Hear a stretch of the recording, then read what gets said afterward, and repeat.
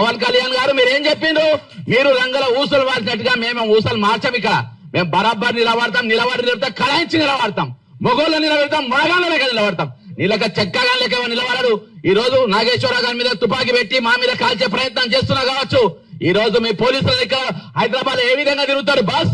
తెలంగాణకు పోలీసులు ఏ విధంగా వస్తారు? అరెస్టు వారెంట్లు పట్టుకొని ఏ విధంగా వస్తారు? మేము చేతగాని వాళ్ళమా? చేతు గాజులు వేసుకున్నామా? మిస్టర్ రేవంత్ రెడ్డి దగ్గర హోంశాఖ మంత్రి ఉన్నది, ఏ విధంగా నువ్వు అనుమతిస్తున్నావు? ఈ కాంచెలు వారెంట్లతో ఆంధ్రకేరళ వాళ్ళ పోలీసులు వస్తే అరెస్ట్ చేసి ఓపెన్ చేసి పడేయాలి, వాళ్ళని జైల్లో పెట్టాలి. ఎట్లెట్లు వస్తాయి? తమాషా చేస్తుండ్రా ఇక్కడ? తమాషా చేస్తుండ్రా ఇక్కడ? ఇదే ఆఖరి ఎఫ్ఐఆర్ కావాలి, ఇదే లాస్ట్ ఎఫ్ఐఆర్ కావాలి. ఇంకోసారి ఎఫ్ఐఆర్ అయితే మామూలు కూడా చెప్తున్నా, పవన్ కళ్యాణ్ చెప్తున్నా, ఖబర్దార్ అని చెప్తున్నా, హెచ్చరిస్తున్నా, రిక్వెస్ట్ ఇట్లా బొంగజింగ్ ఎవరు చేయడి కదా. నువ్వు చేసి చూడు కదా, అరెస్ట్ చేసి చూడు, కుక్క మీద కాలే తొక్కుతా నా కొడకల్లారా. జై తెలంగాణ మన వీళ్లకు జోహార్లు. ప్రొఫెసర్ నాగేశ్వరరావు గారి విషయానికి వస్తే, అంటే ఈ రోజు వాళ్ళు ఏ విధంగానైనా, నాకు ఇయాటికి ఒక అర్థం కాని ప్రశ్న ఏంటంటే, ఇదే రౌండ్ టేబుల్ లో ఎన్నోసార్లు ఇన్నయ్య గారు కూడా కూర్చుండ్రు. అసలు ఇప్పటిదాకా క్లారిటీ ఏంటంటే, అసలు ఇన్నయ్య గారు ఎందుకు అరెస్ట్ అయ్యిందో ఆయన చాలా మంది చెప్పలేకపోతే నాకు కూడా క్లారిటీ లేదు. కాబట్టి ఎన్ఐఏ అనే ఒక పెద్ద సంస్థ ఇచ్చింది కాబట్టి ఎవరు మాట్లాడద్దని ఎవరు గొడ్డులు ఎత్తారు, కానీ ఆయన ఎందుకు ఎత్తుకపోయినో తెలియదు. ఇవాళ వెంకట్ అని మన జర్నలిస్ట్ వెంకట్ ఇంటి పైన బాజాప్త విజయనగరంకి వెళ్ళి వచ్చిండ్రు పోలీసులు. అరే భయ్, ఆయన ఏమన్నా పెద్ద పెద్ద ఏమన్నా టెర్రరిస్టా, పెద్ద యాంటీ సోషల్ ఎలిమెంటా? దేనికోసం పోలీసులు వచ్చిండ్రు? అరే ఇది తెలంగాణ, తెలంగాణ ఆంధ్రలో అయ్యా జాగిరైపోయిందా ఇది? అంటే అక్కడికి వెళ్ళి హైదరాబాద్ తెలంగాణ పోలీసు వాళ్ళు వస్తారు, ఇక్కడ వచ్చి ఇళ్ళ మీద పడతారు.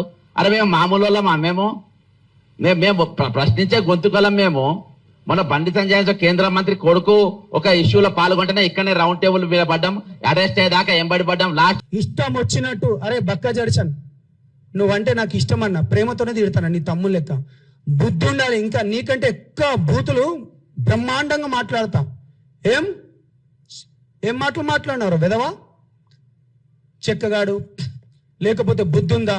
తొక్కుతా అంటావు. అరే ఇది ప్రజాస్వామ్యం రా భయ్.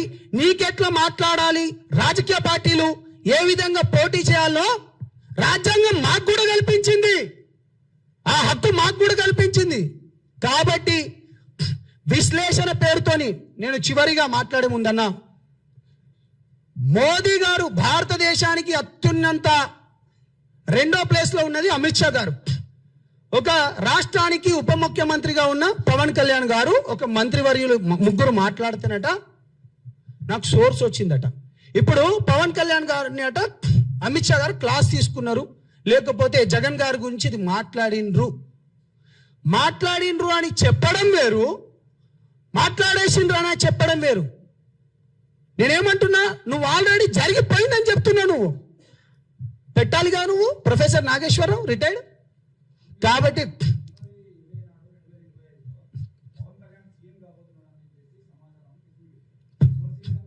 ఏది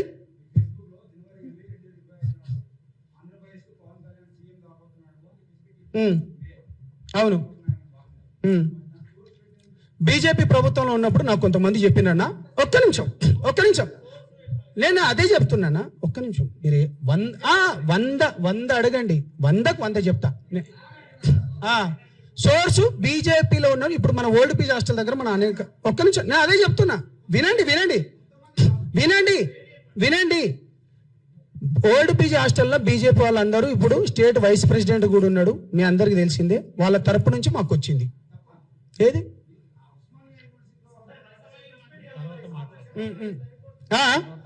చలో